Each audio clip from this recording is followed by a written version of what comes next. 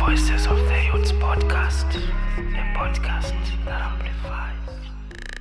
Something profound that would be the intro to a poem or the middle or the end, you get? So it's just realizing that creatively, inspiration is all around you. Inspiration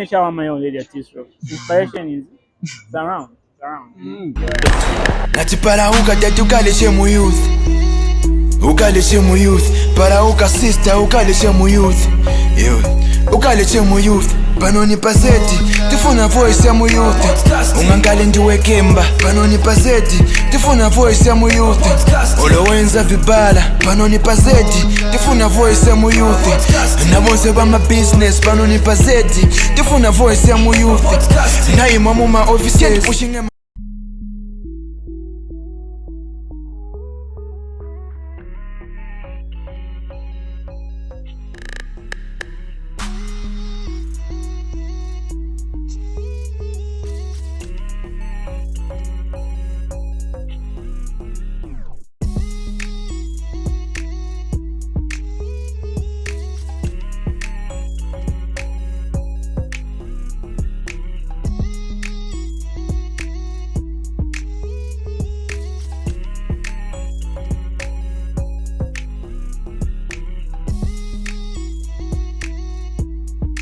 What's up, what's good and what's bad? Ladies and gentlemen, welcome back to Z Voices of the Youths, a podcast that amplifies. Easy Liquor Project with me, T-Raw127, as usual. We've got another guest today, and I was going to say this is a different episode, but Tasha realized kama maninga chonsa is different. No, definitely this one is different. This is definitely different. Yeah, this is genuine different. Yeah, so we've got an award-winning poet and educator, co-founder of the National Creative Workshop, which is called the Expression Lab, the creative director of the Rebels Collective as well. So make sure you check out their works as usual.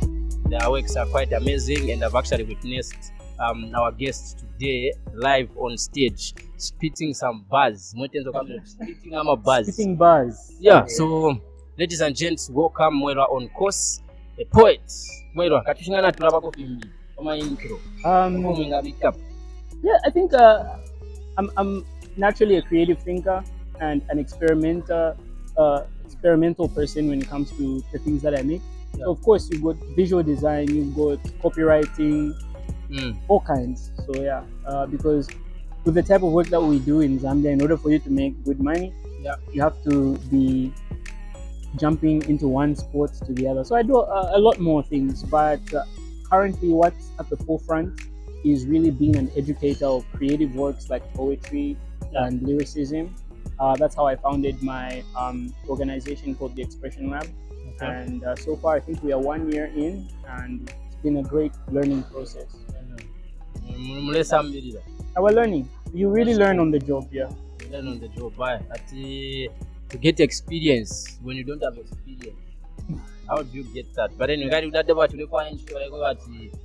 to have experience. Exactly. You know, so anyways, I think we'll begin from let's just get to know you a bit before we do our usual scenarios. So I think we'll start from maybe our audience would like to know at least maybe how did you start? You know, I mean, like, did you just wake up one day, or maybe qualify inspiration time, or was some sunga fet? I think so I have been usually when it comes to interviews and they ask me this, I say I have been a creator ever since I was quite young. Yeah. I would write stories before I knew how to spell. Well, I would try to draw my stories before I knew how to actually write or spell a sentence.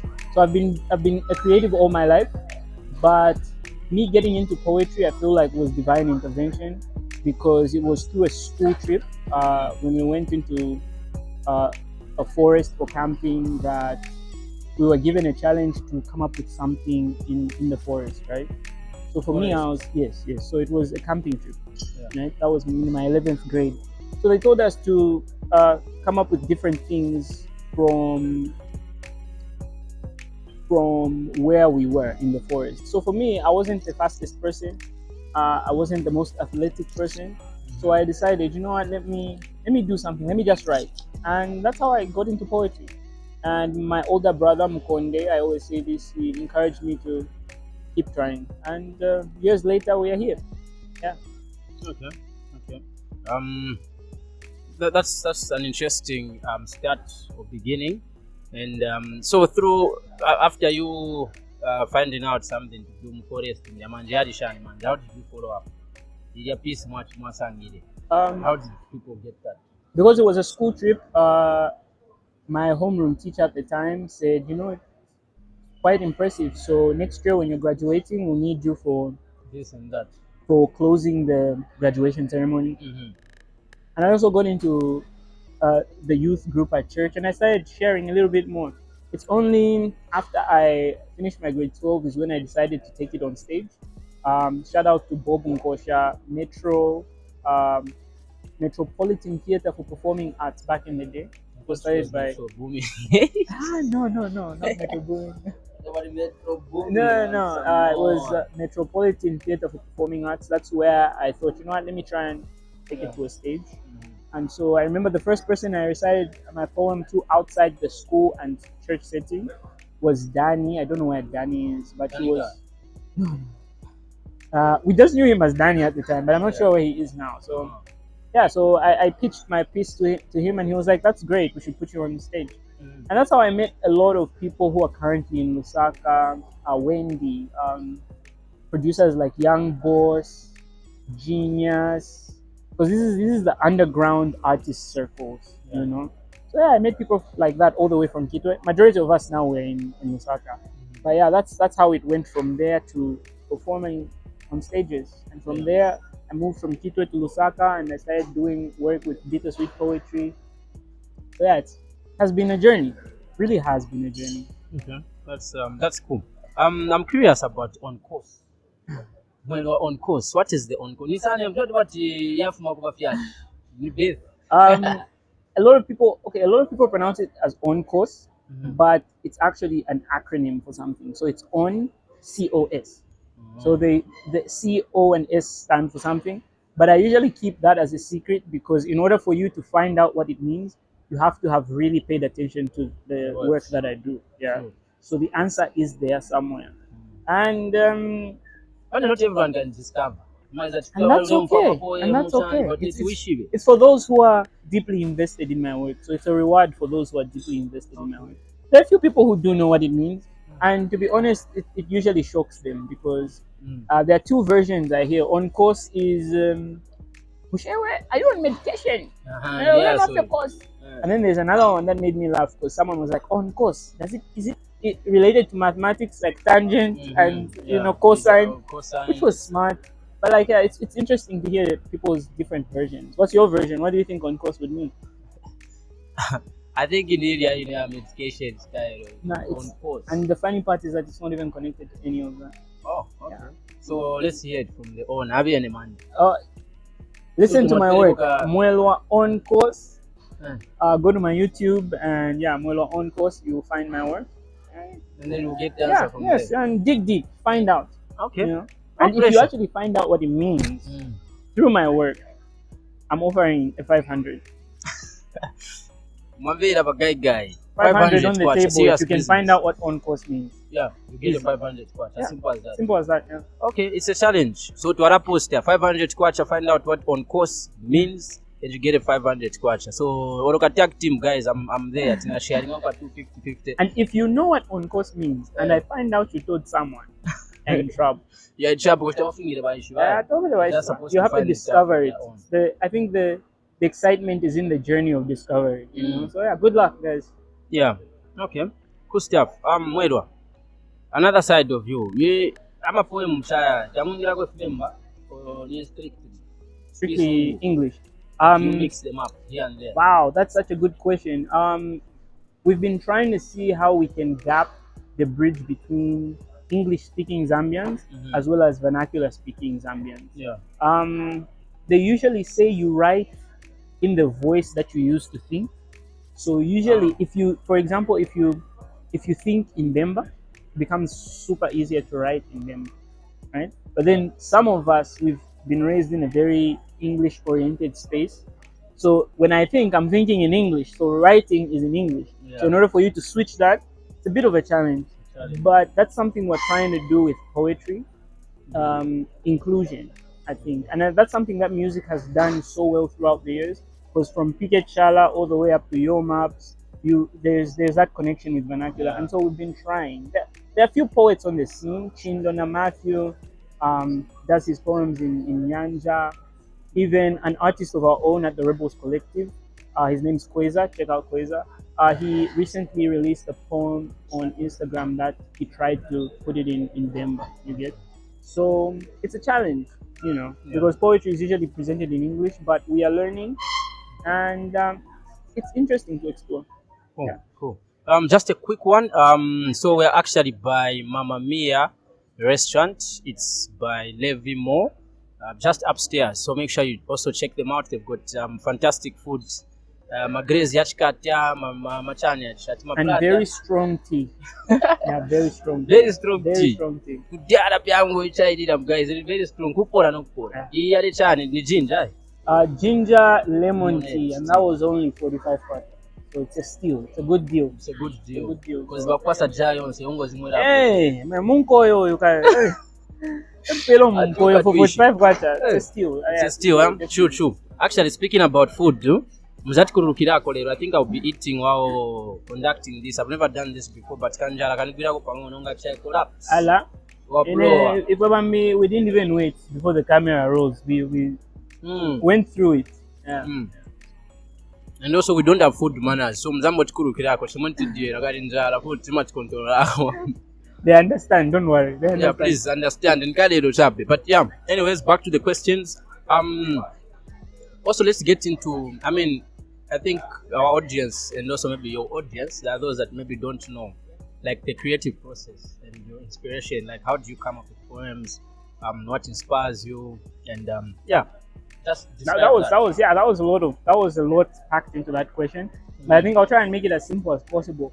So the writing process for me is not even as complicated. I honestly think the best ideas, especially when it comes to lyricism, poetry, the best ideas are hidden in plain sight. Yeah. Right? Some of the best ideas for a poem or a song or anything creative comes from the simplest of ideas. So it could be this conversation between the two of us. Yeah. And then you say something profound that would be the intro to a poem or the middle or the end, you get? So it's just realizing that creatively, inspiration is all around you.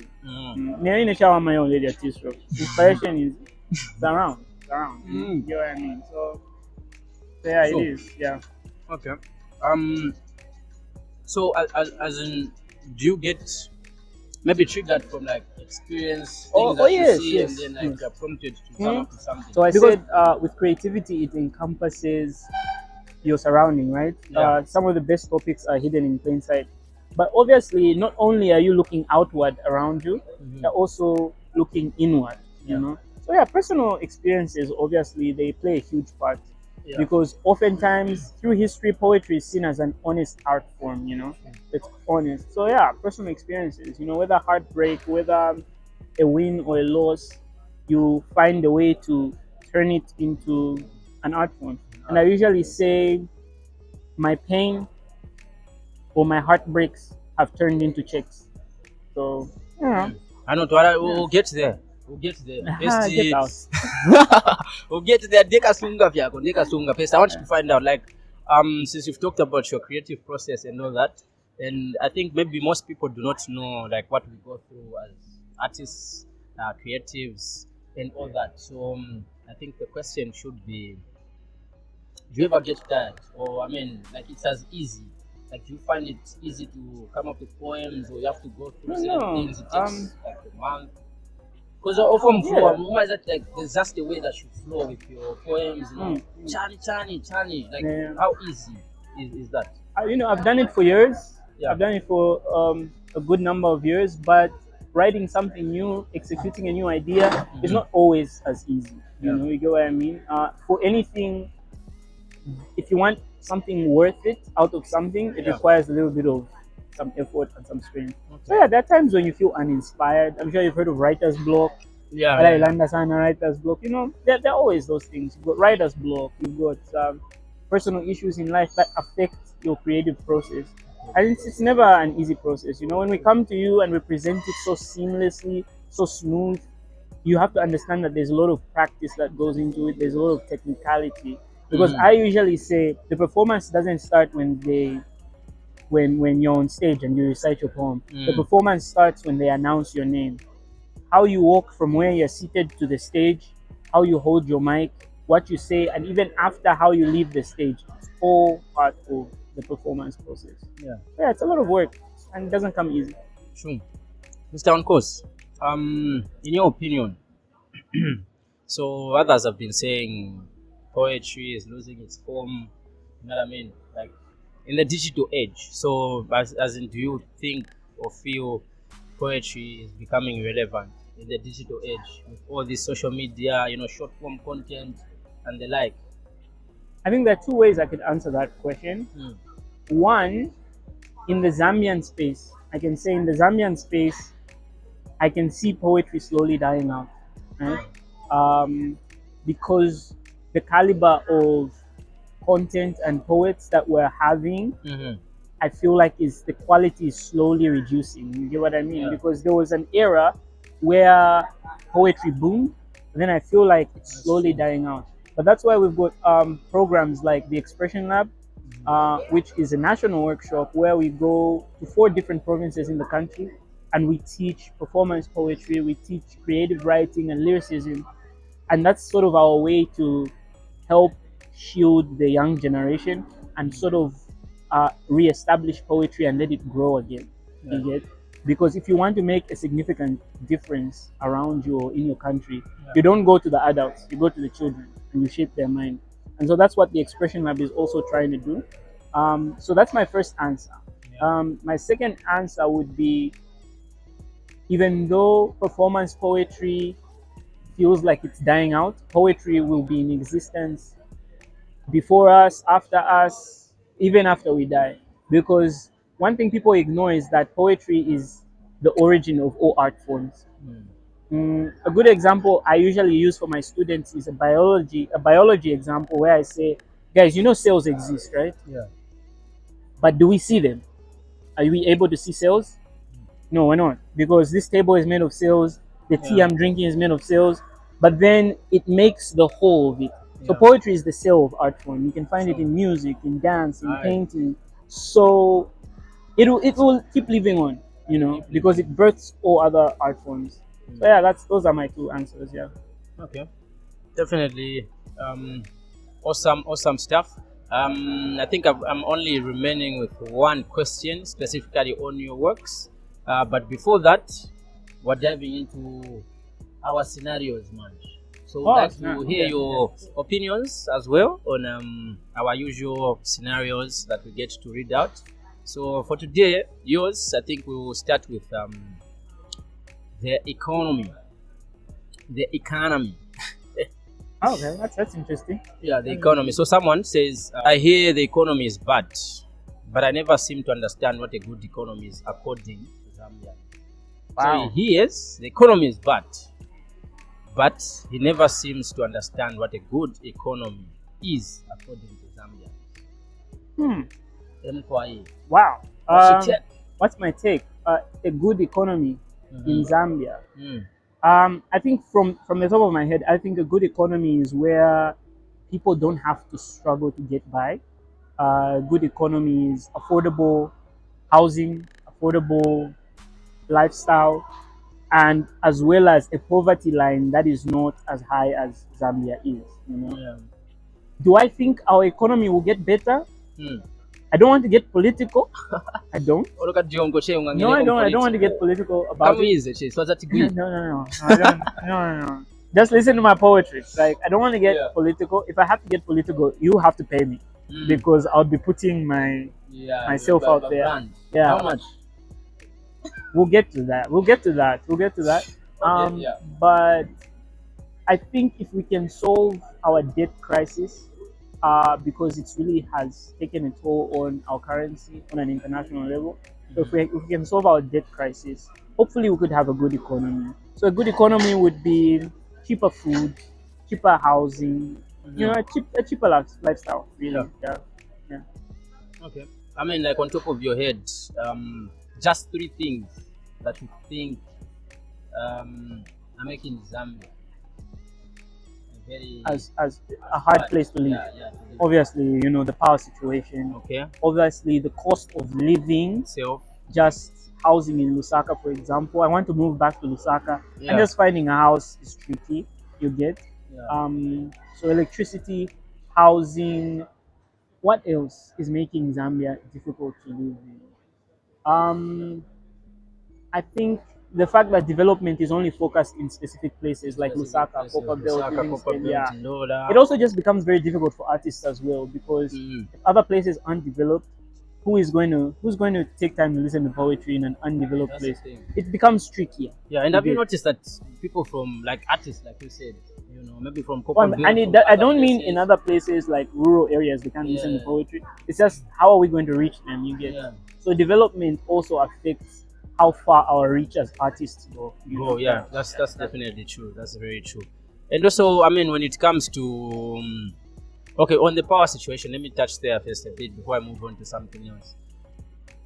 I think the question I've been asking myself is because we've had load shedding before. Yeah, we have. We have Our had whole this- lives. We were born. I don't know the period. We were probably born in the same period. And from the time I was born, I've been experiencing load load shedding. shedding. Yeah, but there was another time when we had 8-hour thing, load shedding. In Germany, 8 hours, 8 hours. Okay, Up yeah. it's like 22 hours and stuff like that. But then, like, I think I've been asking myself, like, why didn't they see this coming? You know what I mean? I feel like the first thing when you encounter such a thing, you're supposed to also look at the future. Like, what if this happens? I mean, like, Exactly. do you ever feel like that? Like, maybe what's going on in the system? Like, they didn't see this? I or what? think, obviously, I'm no electrical professional. Let me just put that as a Yeah. disclaimer.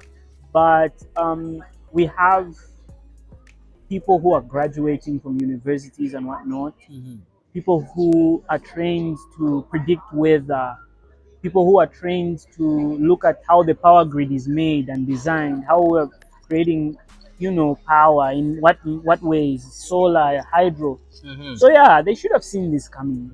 They should have seen this coming. But why didn't they obviously, see it? mobilization. They saw it. Probably they saw it.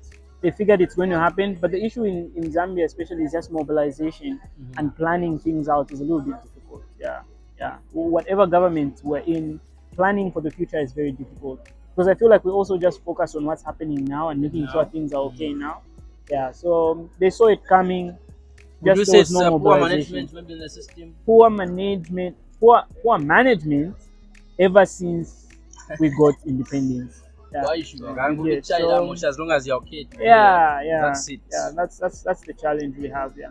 Because recently I was watching, but in Al Jazeera, Yeah, no, we Zambia's featured. experience, Yeah, we Shani, featured. I was It's like, crazy. yo. Because for me, who's fortunate enough to now work with partners outside of Zambia, they work with the Rebels Collective Inc. They work with the Expression Lab Inc. So explaining this to your foreign partners is a little bit different for them, because they don't know what load shedding is. In the US, they don't know. Don't know what that they is. can And experience it for an hour or two, but then they don't know what true load shedding is. Yes. So trying to explain to them that your work will be turned in slower because of your power outage. You get what I mean? Yeah, So, imagine having a gig. That you can online gig, can remote. You have to explain that. No, which we don't is have crazy. power. Which is crazy, because tomorrow we're going to be having our global open mic as the Rebels Collective. It's also powered by the Expression Lab. So we usually invite global performers, global guests to feature on an online show. So we try to create a global community that has got different people from Malawi, Zambia, the UK, and whatnot. And so it's tricky for the Zambians to be online and to just organize something like this. You get what I mean? Yeah. So yeah, that's also, it's affecting us as well in a way. And we were thinking of actually not doing it, but then we thought, our audience isn't just Zambian, so we have to Yeah. also cater for the audience that's That's the thing, 'cause outside. there are other Yeah. people expecting you to drop. Exactly. So So just have- yeah, so we have snap sessions every once a month. Sometimes we do twice or not. So I think people should really come in. If you're a singer, if you're a spoken word artist, if you're a story writer, it's just a space where we meet online, different people from across the globe, and then we have a special guest, and we just have fun and share ideas. Types of careers. Types of careers. Bakamba. Mremo naposhan. Kali kula bati. I don't know if there's just Nikatwishingan culture, if I may say, but like mostly here in Zambia or Africa, I don't know. But like there's a thing of certain careers that have just been put on top to say Ufunikachi wind through some kind of system, you know what I mean? Like you have to be an engineer, you have to churn for you to actually make money and have a living. Yeah. There's parents that will tell you to say, no, you will Funikachi on next school, you get a government. Exactly. Yeah, what's your take on this, and like how do you think it's affecting us or it's been affecting us? Yeah. So we actually had this quick conversation before we started shooting, where I say in Zambia it seems like there are only specific careers: engineer, lawyer, doctor, nurse, police officer, civil servants. You get. So it's very limiting, because if you want a country to develop at a quicker pace, you need situations, or you need an environment where other careers are being fostered. You get what I mean? Yeah. So how can we solve certain issues if we don't allow certain careers to come into the picture, right? Because it's crazy when people meet me and I say, okay, they ask me like, what do you do? And I tell them, I'm a creative, as a profession. I'm a performance poet, I'm a writer, and the thing is, I'm running an organization in those lines, and I'm able to have a team which I'm able to pay. You get what I mean? Yeah. So people are they're like, is that even possible? But it really is. But then it becomes very difficult for us who are trying new things, because the environment is hostile to people who are trying new things, who are trying to be rebellious in a sense. You get? It's very aggressive. And so that's why I usually say, if you want to do certain careers away from the norm Zambian careers, you have to be a little bit crazy. Because you have to be adventurous and a little bit crazy in order for you to say, you know what, I'm going to try and make money from my talent, from my creativity. You get what I mean? Yeah. Because even if someone came to me and said, hey, I want to do what you do, I would be like, do you have the capacity, the strength to keep pushing even when you're not seeing any results? Because it took some years for me to start seeing results. True. Yeah, True. You have to be patient enough. A lot of praying, a lot of tears, a lot of people looking at you in a weird way. You get what I mean? Why are you saying this, Chani? Why? You think you can do this? You think you can manage? But I've reached a point where In I'm Zambia, comfortable. Yeah, I've reached a point where I'm getting there. Not as obviously our comfortable is getting to luxurious places and whatnot. But I've fought so hard at this point that I'm comfortable enough at least. But then the thing is, doesn't mean the fight ends. We keep pushing. So if you want to try something different in Zambia, and that's very creative and art oriented, you have to be bold and a little bit crazy in order for you to stop hearing certain things. You just have to be focused, and you have to stop hearing certain things, but then you also have to hear certain things, because certain things do come with good advice. You get what I mean? It comes to like a serious relationship. How has that been for you? Like, do you prefer having someone in your field, your industry, or it could be any? And maybe if you've had, like, what has been like your experience? Yeah. So when it comes to relationships, I've had quite the learning process. Obviously, when I was younger, I wanted someone who does what I do, so that we can be doing things together, art-wise. But then sometimes it's not necessarily that you have to find someone who does what you're doing or is just very creative. Also, sometimes you have to find someone who is understanding, but also willing to learn what you do. You get what I mean? Compromise. It's not necessarily compromise, because compromise sounds like they didn't want to do it, but then they're doing it for you. No. But someone who is genuinely, they're interested. They may not be the most artistic person, but they're interested enough to come to an event, interested enough to listen to what you're working on and say, okay, but maybe change this, change that. You get what I mean? I think this as I grew older, I realized it's not necessarily that they have to be artistic, but they have to want to be around the things you're doing. because when you're trying to be an artist in a very hostile environment towards the work that you do, like Zambia, where they don't see much of it, you need a certain level of support. You get what I mean? Sure. And positivity in your corner. So yeah. But I found that for me, I think I'm fortunate enough to find someone who is practically in the same field that I do. Because, like I said, when you're working in an environment like which is hostile towards the work that you do, oftentimes you need someone who is there. Like I said, you get what I mean?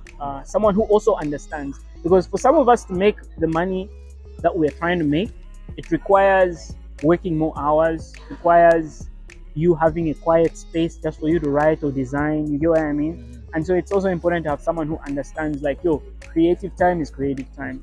Because I've talked to some people who are like, but my boyfriend always works, and you know, he finds time yeah, for he me. never finds time for me because he's usually out doing shows or out shooting something or designing something. Yeah. Because they've told us that we can't make money with what we do. Yeah. So we are trying to prove them wrong. So in order for us to prove them wrong, we take up a chunk of our time. You know what I mean? So you need someone who understands in that way. Thank you very much for sharing that. Mwelwa, This row. I've always wanted to ask. Maybe now I'm very curious. Akasote wakam. Akasote, the hat. Why the hat? Like always. Okay. When was the last time we met? 2 years ago. And I was in a cap. Hey, that ain't But no, there's no witchcraft behind it. is it okay. a brand maybe? In a way. So, an interesting fact about me that I usually don't talk about is I am bipolar type 2, comorbid with ADHD. So, I'm very disorganized. So, if it's going to places, I'm usually late. I'm usually, all over the place. Like, it's very difficult for me to keep my focus because my mind is all over the place. It's also good for my creativity because it helps me be dynamic. But I'm all over the place. That's why I even have a team that helps me out now, because I need people to execute the ideas that I have because I'm all over the place. So usually, if I'm late to a place because I'm so disorganized, I usually didn't comb my hair. I wouldn't comb my hair, so I would wear the hat until a really good friend of mine used to do designs for some of my poems and covers for shows. Black Rose, the artist, shout out. He said, you wear these caps so much. Can this just be a brand? And I was like, you know what? I think so. So yeah, it's been a thing. At this point, yeah, it is. Lastly, I'll combine these two. So I mean, just share a little bit about. Have you ever encountered maybe challenges when it comes to businessing, businessing your art? Of course. Your art. Of course. You have a question when it comes to selling, making money out of your work. It's tricky, but I think creative people must be creative in the way they try to make money from their art. You get what I mean? Yeah. People need to be innovators with what they do. Whether you're in music, whether you're a painter, whether you're a poet, innovation must be there if you really want to. Obviously, there's grit and will, but then just don't be creative with the content you make, but be creative in how you also sell it. Because if it's going to feed your family, if it's going to put clothes on your wife's back and whatnot, you really have to be innovative. Not only have grit, yes, be strong about it, but also be innovative. You get? And that's something I've been wanting to see with Zambian spoken word poets, guys. They're stuck in a cycle. They write a poem, they perform it, they shoot the video, and then they post it online, and then they do that all over again. They write, go on stage, shoot a video, post it online. But then the thing is, it's just a cycle. Like, how are you growing? How are you going to monetize that when you're just in a cycle? You get? That's why we, at the Rebels Collective, we've been trying to study how we can make money from it, because it's more than caps, it's more than printing t-shirts. You get what I mean? We want to see how we can monetize that. And some things look very simple. Like I had a poem that I released, but it was also in line with a collection of stickers. So stickers that you put on your phone, put on your fridge or whatnot. And it looked very simple because they were very cheap to sell. But at the end of the day, when you sell all those, you realize that it was able to pay my medical bill, was able to pay, buy food in my fridge and whatnot. And that's the level of innovation. Looking beyond the cycle of how things have to be. You get what I mean? So you really have to be innovative when it comes to monetizing your creativity. And at the Rebels Collective, we've been designing a subscription-based website, which we've been trying to work on for the past 1 year, because we're trying to get things right. A way where poets can monetize their work. Because if you record a poem and you put it on Spotify, Spotify is designed for music, right? And so it becomes very difficult for spoken word poets, performers, or any other niche art form like painting or maybe dancing to make money from it, right? So the Rebels have been working on something. Hopefully we'll release it this year, and it's supposed to help my team and I to be very innovative. So lastly, I think there's people that maybe are watching right now and they want to get into poetry. They're fans, they're a huge fan of you. I'm actually a huge fan. I mean, I might have not said it, but I think last time I think you are top catching in top 5. I think, in my opinion, you're actually there. Thank you very much, man. That means a lot. That means a lot. I mean, true. I mean, there's just a way that you flow. My video, okay.